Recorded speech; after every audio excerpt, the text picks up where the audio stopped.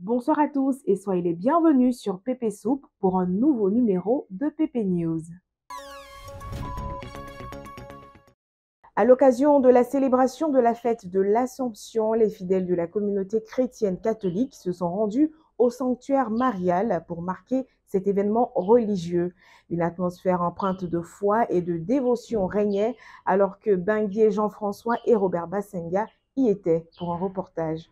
Le monde entier célébra ce mardi la fête de l'Assomption, une grande fête catholique qui commémore la montée de la Vierge Marie au ciel au terme de sa vie terrestre. Le sanctuaire marial d'Atécoubé n'est pas resté en marge de ce grand événement. Les fidèles qui y ont pris part n'ont pas manqué d'exprimer leur joie. Nous sommes au sanctuaire marial pour l'Assomption. Tout s'est bien passé. La messe vient à peine de finir.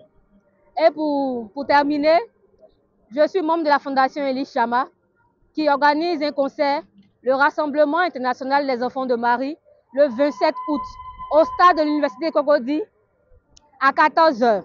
Venons tous honorer, dire merci à notre maman pour son intercession. Merci, merci, merci. Joie de Marie, joie de Marie, joie de Marie. Amen. C'est la fête de la Vierge Marie. C'est notre mère. Elle est tout pour nous. Donc on est venu la fêter aujourd'hui, le jour de sa montée au ciel. Des milliers de fidèles à travers le monde ne se sont pas fait compter cette journée spéciale qui commémore la montée de Marie au ciel. Au marché du CCIA, une enseigne attire l'attention. C'est la sandwicherie tenue par Dago Jules Serge, véritable artisan du goût. Revêtu d'un tablier professionnel, Dago et son équipe proposent une expérience gustative unique aux adeptes de saveurs authentiques.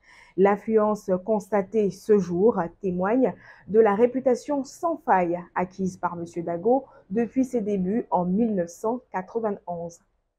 Jules Serge est propriétaire d'une sandwicherie dans la commune du Plateau. Dans son espace, il vend du pain au jambon, souvent accompagné de saucissons.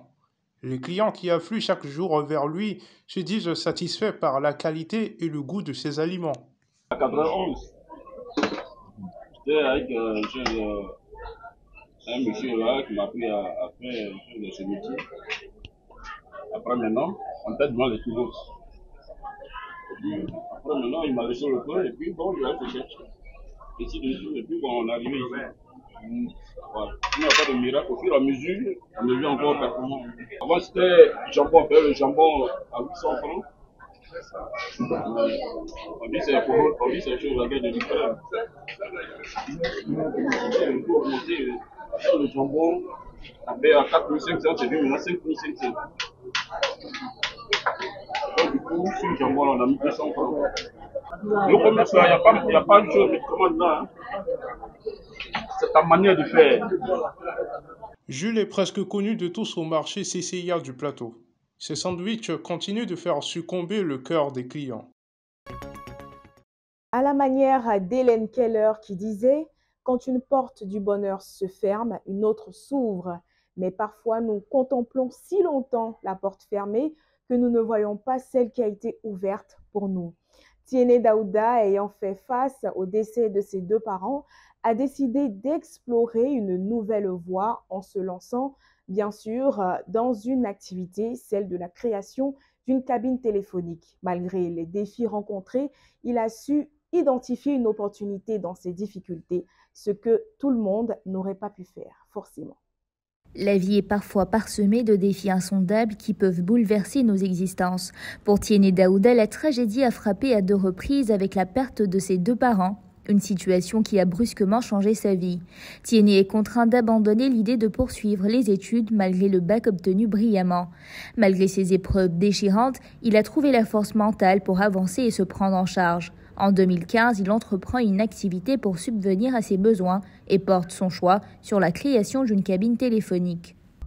J'ai commencé d'abord avec les appels. Appel, si c'est fini, je souscrivais. Quand je souscris, quand la semaine, la journée finie, je fais mes calculs, ce que je gagne. En fonction de ça, j'ai avancé. Les bénéfices, je gardais toujours à côté. Un peu, j'arrivais à 10 000. J'ai commencé les transferts 5000, 5000, MTN, Orange. Je parle à persévérance. Voilà, aujourd'hui, j'ai un téléphone, les écouteurs, je vends de la cigarette aussi. J'ai les chips et les trucs.